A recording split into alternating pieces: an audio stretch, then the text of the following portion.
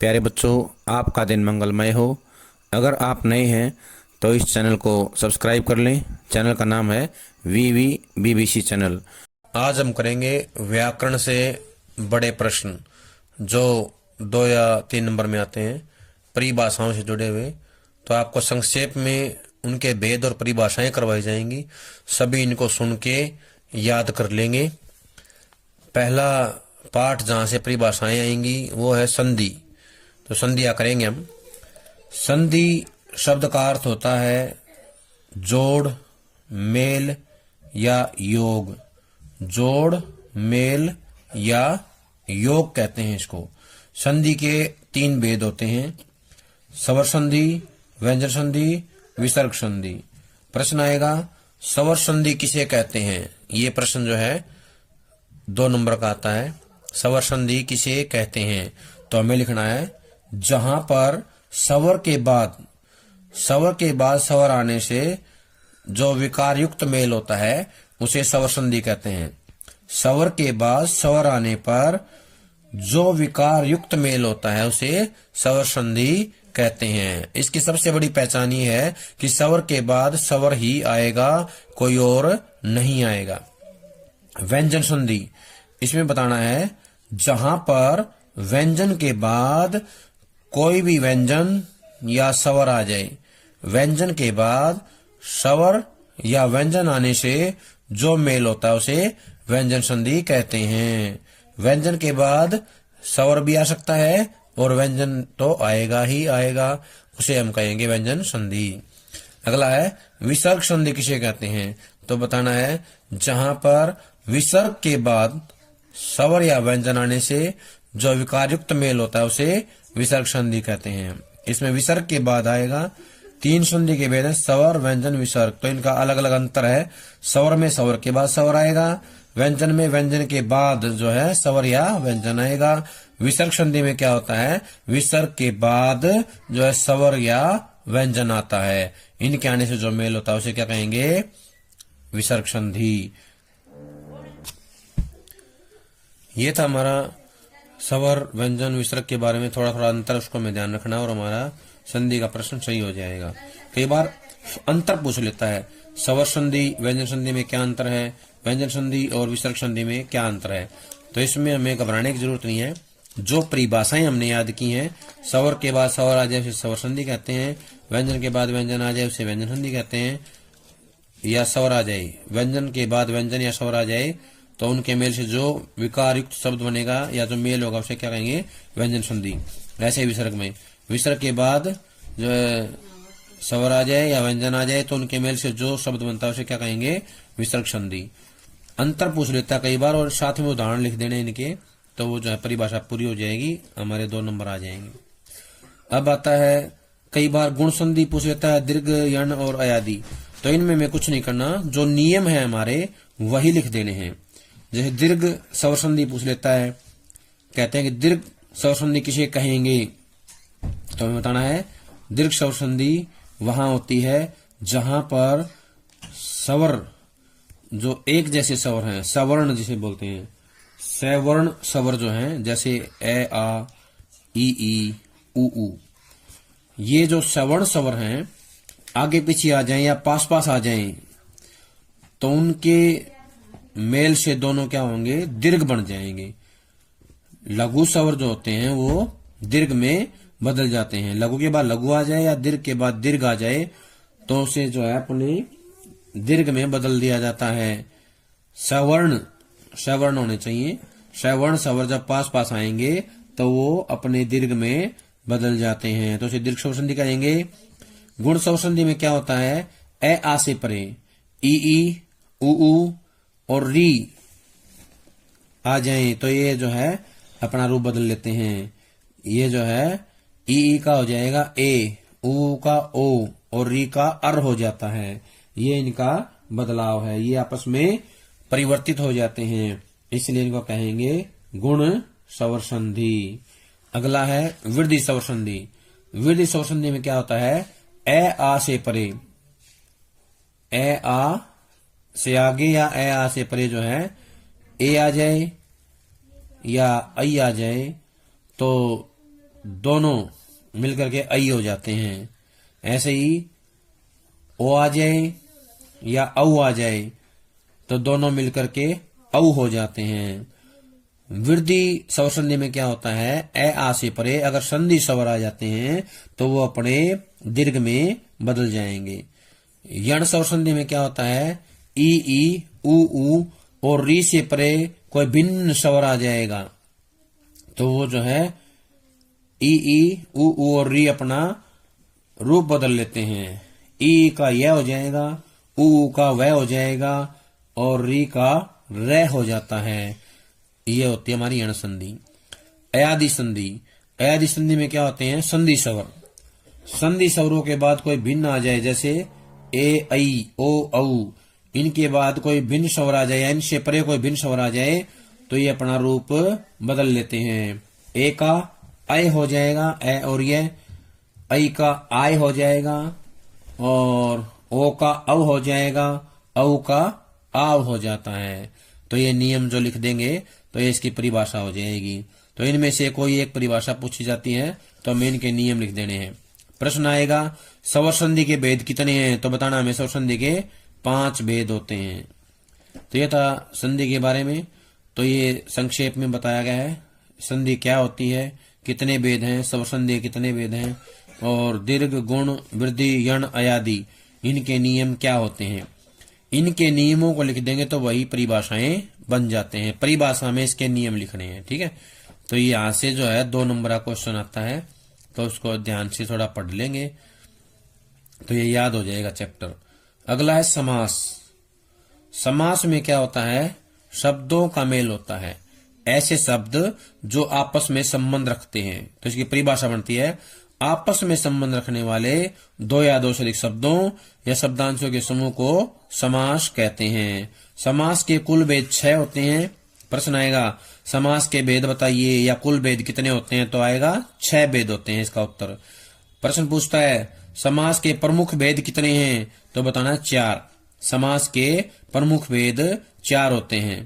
तो इसमें नाम आएंगे अव्ययीभाव समास, तत्पुरुष समास, द्वंद्व समास, बहुब्रीहि समास। ये हो गए हमारे प्रमुख 4 भेद। जो 2 भेद हैं वो द्विगु और कर्मधारय हैं। ये तत्पुरुष समास के भेद हैं।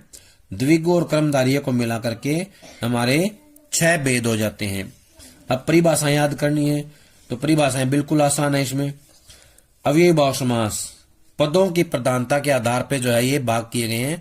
तो अव्ययीभाव समास वहां होता है जहां पर पहला पद प्रधान होता है। जहां पर पहला पद प्रधान होता है उसे अव्ययीभाव समास कहते हैं।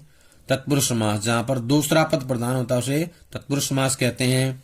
द्वंद्व समास जहां पर दोनों पद प्रधान होते हैं उसे द्वंद्व समास कहते हैं। बहुब्रीहि समास जहां पर ना तो पहला पद प्रधान हो ना दूसरा पद प्रधान हो बल्कि समस्त पद किसी अन्य की विशेषता बताए उसे बहुब्रीहि समास कहते हैं। बहुब्रीहि समास में ना तो पहला पद प्रधान होता है ना ही दूसरा पद प्रधान होता है बल्कि अन्य पद की विशेषता बताई जाती है, उसे कहेंगे बहुब्रीहि समास। अगला है द्विगु समास। द्विगु समास वहां होता है जहां पर पहला पद संख्यावाची आ जाए। जहां पर संख्या बोध हो उसे क्या कहेंगे, द्विगु समास। और समूह के बारे में बताया जाएगा। यहाँ पर पूछ ले द्विगु समास में कौन सा समास है, तो हमें बताना है द्विगु समास में द्विगु समास ही है। कई बार पूछ लेता है द्विगु समास में समास बताइए, तो बताना है द्विगु समास है। विग्रह पूछेगा तो द्विगु माने 2, गौ माने गाय, 2 गायों का समाहार या 2 गौओं का समाहार। कर्मधारय समास ये समास वहां होता है जहां पर पहले पद और दूसरे पद में विशेषण विशेष्य या उपमान उपमेय का संबंध पाया जाए। विशेषण विशेष्य या उपमान उपमेय का संबंध पाया जाए उसे क्या कहेंगे, कर्मधारय समास। ये एक ऐसा समास होता है जहां पर 2 प्रकार के संबंध मिलते हैं, पहले पद और दूसरे पद में। पहला संबंध पाया जाएगा विशेषण विशेष्य का, दूसरा पाया जाएगा उपमान उपमेय का। उपमान उपमेय का संबंध मिलेगा या फिर विशेषण विशेष्य का, तो उसे क्या कहेंगे, कर्मधारय समास कहेंगे। अगला है हमारा अलंकार के बारे में। अलंकार अलंकार शब्द का अर्थ है आभूषण या गहना। कई बार पूछ लेते हैं अलंकार शब्द का अर्थ बताइए, तो हमें बताना है आभूषण या गहना। परिभाषा पूछेगा अलंकार किसे कहते हैं, तो हमें बताना है जिस प्रकार किसी नारी को अपना सौंदर्य बढ़ाने के लिए, सौंदर्य को और ज्यादा सुंदर बनाने के लिए कुछ गहनों की आवश्यकता होती है, आभूषणों की आवश्यकता होती है, उसी प्रकार कवि भी अपनी रचना को सुंदर बनाने के लिए और ज्यादा श्रेष्ठ बनाने के लिए कुछ नियमों का, गुणों का या धर्मों का पालन करता है।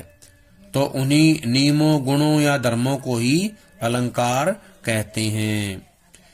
कवि के द्वारा अपनी रचना को सुंदर बनाने के लिए जिन नियमों का, गुणों या धर्मों का प्रयोग किया जाता है उसे हम अलंकार कहते हैं। अलंकार के हमारे सिलेबस के हिसाब से 2 भेद हैं, शब्दालंकार, अर्थालंकार। वैसे अलंकार के 3 भेद होते हैं, इसमें एक और जुड़ जाएगा उभयालंकार, लेकिन ये हमारे सिलेबस में नहीं दिया गया है।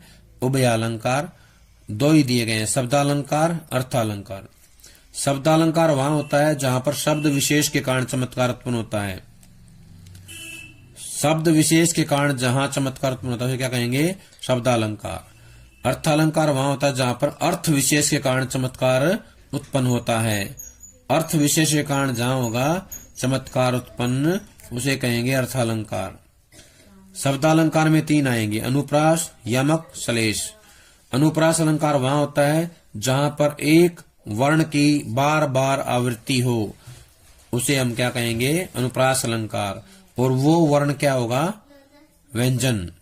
व्यंजन वर्ण की बार बार आवृत्ति होती है, उसे अनुप्रास अलंकार कहते हैं। ये अनुप्रास के बारे में हो गया। यमक अलंकार, यमक अलंकार वहां होता है जहां पर एक शब्द 2 बार आए और उसका अर्थ हर बार अलग आए। एक शब्द 2 बार आए और उसका अर्थ हर बार अलग आए, उसे क्या कहेंगे, यमक अलंकार। श्लेष अलंकार, श्लेष अलंकार वहां होता है जहां पर एक शब्द से ही 2 या उससे ज्यादा अर्थ निकले। एक शब्द से 2 या उससे ज्यादा अर्थ निकले, उसे क्या कहेंगे, श्लेष अलंकार। श्लेष का अर्थ होता है चिपकना, यानी कि एक ही शब्द से 2 या उससे ज्यादा अर्थ चिपके हुए होते हैं, उसे क्या कहेंगे, श्लेष अलंकार। अब है अर्थालंकार। इसके जो है हमारे पास अलग अलग भेद हैं, जिसमें उपमा, रूपक, उत्प्रेक्षा, अतिशयोक्ति, अन्योक्ति, मानवीकरण, ये इसके भेद आते हैं। उपमा अलंकार वहां होता है जहां पर किसी प्रसिद्ध वस्तु से सामान्य की तुलना की जाए। तुलनावाचक शब्द आते हैं इसके अंदर, सा, से, सरिश, सम, सदृश्य। ऐसे शब्दों का इस्तेमाल किया जाता है जहां पे तुलना बताई जाए। जहां पर किसी प्रसिद्ध वस्तु की सामान्य तुलना की जाती है उसे क्या कहेंगे, उपमा अलंकार। रूपक अलंकार, रूपक अलंकार वहां होता है जहां पर आरोप कर दिया जाए। अत्यंत समानता के कारण उपमेय में उपमान का आरोप कर दिया जाए।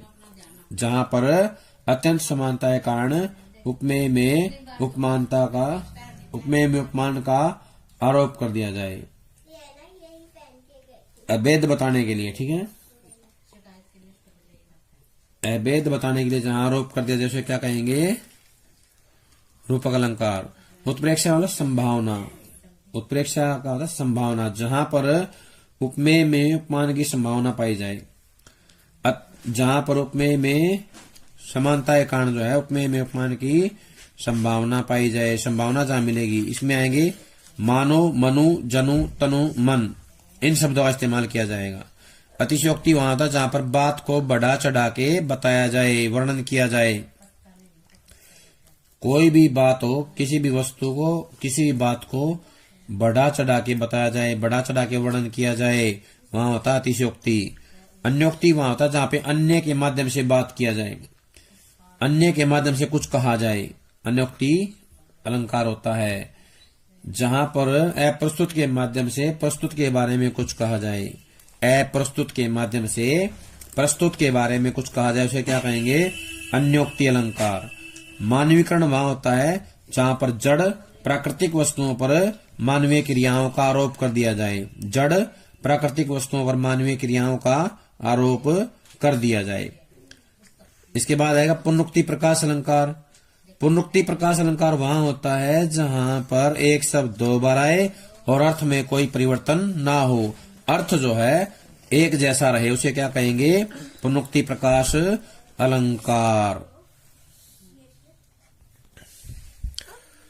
अब हम इनके उदाहरण करेंगे एक एक।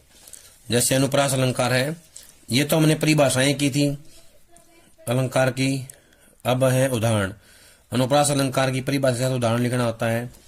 उदाहरण में जैसे लिख देंगे हम, तरनी तनुजा तट तमाल तरवर बहु छाए। तरनी तनुजा तट तमाल तरवर बहु छाए, इसमें जो है तय की आवृत्ति है बार बार।